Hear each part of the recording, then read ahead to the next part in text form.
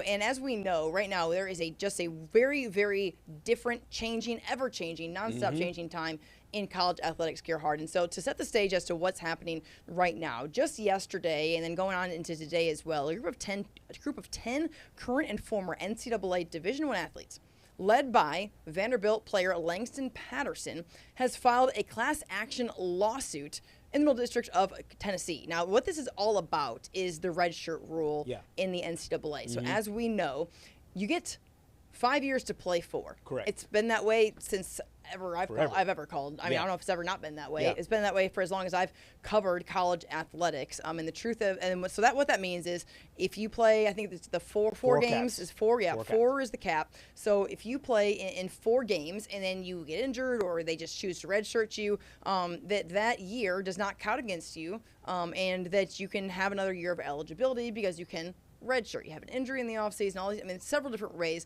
But what they're trying to do is change that and say there needs to be 5 years and 5 years also on the field. So if you get 5 years, you should also get 5 years to actually play. What are your initial takeaways from what this lawsuit is seeking to change? To me, it makes sense on paper. Now, if you just go by the classic old rule of the NCAA, because I came up in the same format as you did, you have 5 years to play for. And it used to be the moment that you walked onto the field for competition in year 1, your red shirt was burned.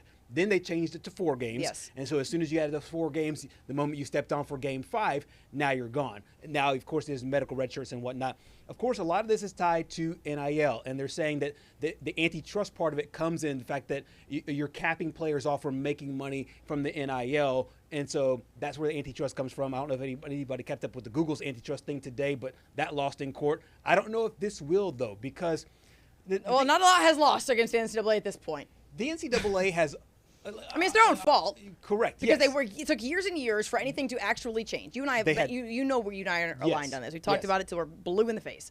But when you wait and wait and wait and you don't change, and you're a nonprofit and you do things that are, in my opinion, not student athlete center focused, now you're paying for having years of doing what was best for you as the NCAA, governing body, and not what's best for the athletes that you're supposed to be putting at the forefront. Absolutely. And the fact that they put the profits over anything that made sense has now really burned them. And now these lawsuits keep piling up, and we've seen the JUCO antitrust thing go through. Now players are able to go to JUCO. That doesn't count against their eligibility in the NCAA. Did they change? I thought they changed that back. Did they not change that back? I think that's fair. Well, that's going to actually end up going back to court, and I think that they're going to end up winning that as well. Yeah.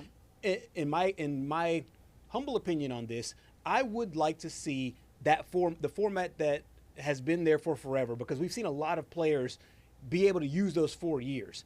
However, I do understand where this lawsuit comes from. Now, if you're talking about, hey, because you're already playing 4, let them play 8, the 8 more in college football terms, obviously, 8 more games or 9 or 10 or whatever the case is for the other players.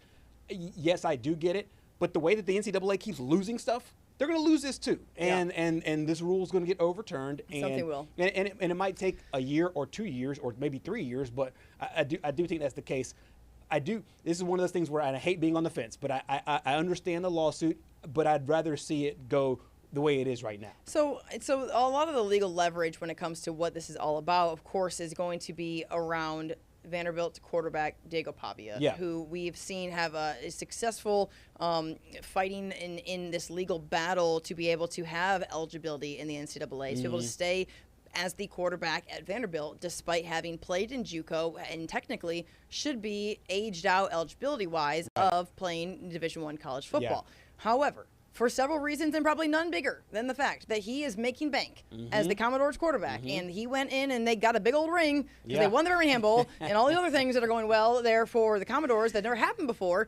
He wants to, he wanted to come back because he's probably getting paid way more than he's probably going to make in the league. And who knows? I mean, people say that and they go make decent money in the league, but he's getting paid in Vanderbilt. There's no question about that. He wants to come back and win, of course, but he wants to make money. So when it comes to being able to point to, hey, if I'm a lawyer, right? I'm not, but if I was, I'd say look no further than Diego Pavia and something that is built on this. It has been successfully built in terms of what he has to offer this situation. Correct. And I think that the model for college football, the model for college sports has always been, this is what Nick Saban always talks about, this is a training ground, a developmental ground. But what it has turned to is exactly what you just said. It has turned into a money-making venture for a lot of these people. So what they want to do is keep that door open as long as possible to be able to still make those dollars in the NIL and be a college athlete. Now, what it does hurt is the kids that are coming up. Oh, that was my next point. Because the high school kids that are coming up are running against people who've played college sports for 6 and 7 years now. Yes. And I understand some people, they get injured. Let's say you take a medical redshirt year and a redshirt year. Now you're there for a 6th year.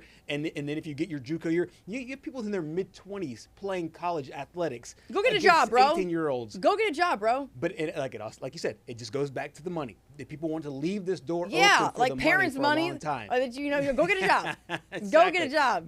That's the reason why I said on the front end, and I hate being on the fence about this. That's why I said on the front end, I still like the old rule, and I wish they had the old rule, because I do think college sports is supposed to be about 18 to 22, 23, sometimes the time that you're developing. Again, all we are doing is compounding an issue, right? So there's one issue, you want to solve it over here. Oh, that's going to be creating a bigger issue. Right. You are blocking out high school students from being able to go and earn an opportunity to play at the college level, at least immediately. Go to a JUCO for a minute, and then what? And then what happens? I mean, JUCOs don't have the same type of resources as Division I, even Group of 7, whatever it is, schools that are right now that have the ability to give kids an opportunity to get a great academic, athletic experience, and then kids are going to phase out. They're going to get in trouble. Things are going to happen. That's not every JUCO, and I'm not trying to say negative things about JUCOs. The truth of the matter is, if you have to go to a JUCO route, but you are Division I or Division II level, but you can't get in